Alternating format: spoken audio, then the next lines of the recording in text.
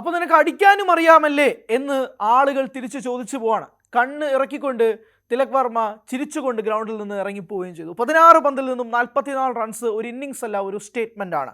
ഈ T20 ലോകകപ്പിൽ ഒരു പരിക്കിന് ശേഷം ഞാൻ തിരിച്ചു വന്നപ്പോൾ നിങ്ങളെല്ലാവരും ചേർന്ന് എന്നെ കളിയാക്കി, നിങ്ങളെല്ലാവരും ചേർന്ന് എന്നെ പുച്ഛിച്ചു, എനിക്ക് കളി അറിയില്ല എന്ന് വരെ നിങ്ങൾ പറഞ്ഞു. ഞങ്ങൾ ഉൾപ്പെടെയുള്ള വിമർശകർ അതുമായി രംഗത്തെത്തുകയും ചെയ്തു. സ്വാഭാവികമായിട്ട് തിലക് വർമ്മയുടെ പരിക്ക് അദ്ദേഹത്തിൻ്റെ T20 ലോകകപ്പിൽ അദ്ദേഹത്തിൻ്റെ കളിയെ ബാധിച്ചിട്ടുണ്ടെന്ന് പറയാതിരിക്കാൻ കഴിയുന്നില്ല.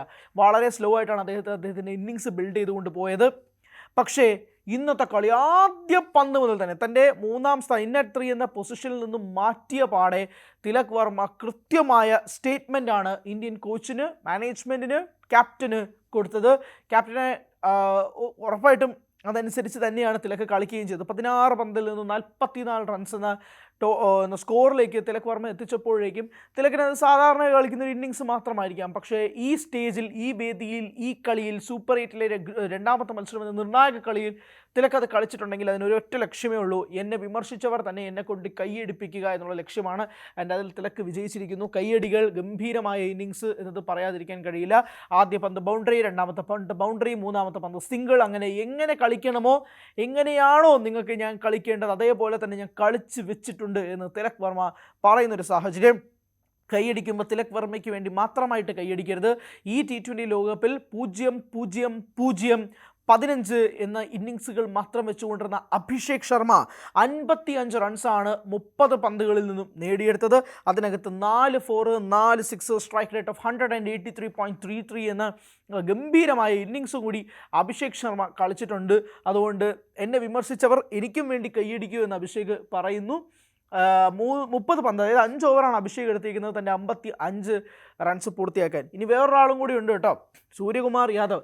ഞാൻ USA ശേഷം കളിച്ചിട്ടില്ല എന്നാണല്ലോ നിങ്ങളുടെ പരാതി, ഒച്ചെഴയുന്നത് പോലെ പതുക്കെ കളിക്കുന്നു, 22 പന്തിൽ 18 എന്നൊക്കെയാണല്ലോ നിങ്ങൾ എന്നെ വിമർശിക്കുന്നത്, ഇത് കണ്ടു നോക്ക് എന്ന് പറഞ്ഞുകൊണ്ട് സൂര്യകുമാർ യാദവ് 13 പന്തിൽ നിന്നാണ് 33 റൺസ് അടിച്ചിരിക്കുന്നത്. അതിൽ 3 4ഉം 2 6റുകളും ഉണ്ട്.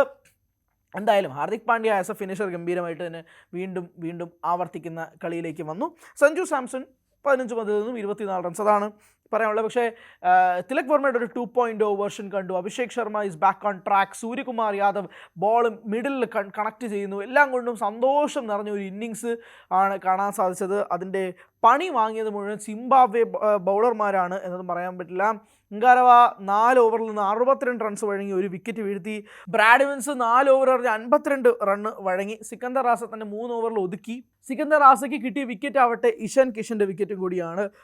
ബാക്കി എല്ലാവരും മുസ്രാബാനിയും 10 എക്കോണമിയിൽ പോയിട്ടുണ്ട്, മുകളിൽ പോയിട്ടുണ്ട്. 4 ഓവറിൽ 43 റൺസാണ്. മപ്പോസയാണ് 2 ഓവറിൽ 40 റൺസ് വഴങ്ങിയത്. മപ്പോസയ്ക്ക് ഒരു പക്ഷേ അഭിഷേക് ശർമ്മയുടെ വിക്കറ്റ് ഇല്ലായിരുന്നെങ്കിൽ മപ്പോസ നല്ല ടെൻഷൻ അടിച്ച് വല്ലാണ്ടായിപ്പോണ്. കാരണം മപ്പോസയുടെ ആദ്യത്തെ കളിയാണ് ഈ T20 ലോകകപ്പിൽ. അങ്ങനെ മപ്പോസയും നല്ലോണം രുചി അറിഞ്ഞു ഇന്ത്യൻ ബാറ്റർമാരുടെ ചൂട്.